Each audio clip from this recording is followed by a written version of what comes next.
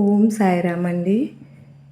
ఈరోజు బాబా వారిని వ్యతిరేకించే వారి విషయంలో కేసులు పెట్టి కానీ అలాగే ఇలాగా మాట్లాడుతూ ప్రముఖులను కలిసి వారి ద్వారా సమస్య పరిష్కారాన్ని కృషి చేయడంలో కానీ లేదంటే చాలా బాగా చాలా సాయి బిడ్డలు ముందుంటున్నారు, చక్కగా పనిచేస్తూ ఉన్నారు.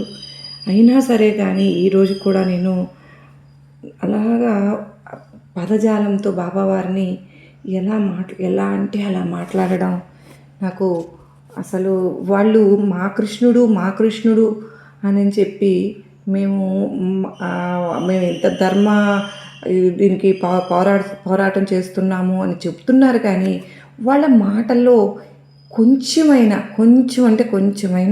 ఇంగితం లేని మాటలు, పదజాలం. శ్రీకృష్ణుల వారు ఇదే నేర్పారు అని అనుకుంటున్నారా? వాళ్ళు ఏం చెప్పారో అది చేయడం మానేసి కృష్ణుల వారు ప్రతి ఒక్క మనిషిలో, ప్రతి ఒక్క గురువులో, ప్రతి ఒక్కరిలో నేనున్నాను అని శ్రీకృష్ణ పరమాత్ముడు చెప్పారు. భగవద్గీత పూర్తిగా చదివితే వీళ్ళకి అర్థమవుతుంది. భగవద్గీతలో శ్రీకృష్ణ పరమాత్మ ఏం చెప్పారు అనేది లేకుండా నా కృష్ణుడు అంటున్నారు. ఎవరికి కాదండి, మేము బాబావారిని మురళీధరుడుగా మేము ఆరాధించుకుంటున్నాము. అలాంటి వారు అసలు ఎటువంటి పదజాలంతో మాట్లాడుతున్నారంటే వాళ్ళ విఘ్నతకే వదిలేస్తున్నాను.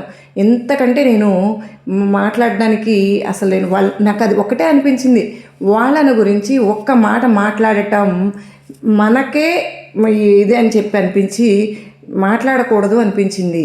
ఇలాంటి వాళ్ళని ఇంకా ముందు వాళ్ళు ఏం జరుగుతుందో మనకైతే తెలియదు. కానీ వాళ్ళకి ఎలా బుద్ధి ఖచ్చితంగా అయితే మాత్రం నేనైతే చెప్తున్నాను, ఖచ్చితంగా బుద్ధి అనేది వచ్చి వాళ్ళు చాలా మంచి మార్గంలోకి వచ్చేలాగా మన సాయినాథుడు కూడా వాళ్ళకి సరైన కనువిప్పు కలిగిస్తారండి.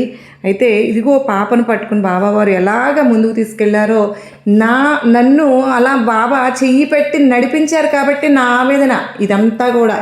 మరి అంతగా నన్ను నడిపించిన సాయినాథునికి కృతజ్ఞతగా నేను ఏం చేయకోకుండా ఎలా ఉంటాను?